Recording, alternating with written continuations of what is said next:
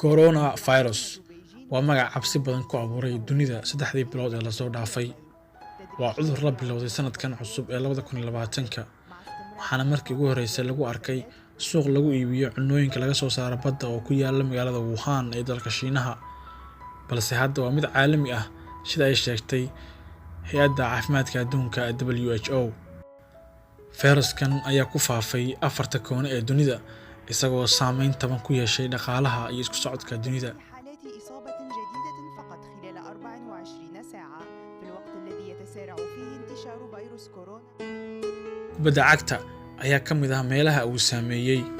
Kubadda cagta ee Yurub ayaa toddobaadyadii ugu dambeeyay laga arkayay saameynta weyn ee uu ku yeeshay fayraskan, iyadoo ciyaaraha qaar la ciyaarayay iyadoo aysan joogin wax taageerayaal ah si looga hortago inuu faafo cudurkan. Balse labadii maalin ugu dambeysay ayaa waxaa soo ifbaxay in لاعبين iyo tababarayaal ka tirsan kooxo waaweyn oo ku dhacay cudurkani. Kooxda kubadda cagta ee Arsenal ayaa saacadii ugu dambeysay shaacisay in tababarahooda Mikel Arteta uu ku dhacay cudurka coronavirus. Kooxda Chelsea ayaa sheegtay sidoo kale laacibkooda Callum Hudson-Odoi isna in laga helay cudurka coronavirus. Odoi ayaa noqonaya laacibkii ugu horreeyay ee ka ciyaara English Premier League ee laga helay cudurkan.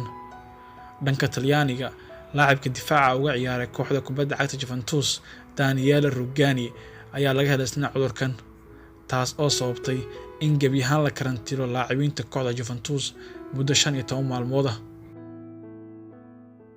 Dhanka Spain, laacib ka tirsan kooxda kubadda koleyga Real Madrid ayaa laga helay cudurkan coronavirus.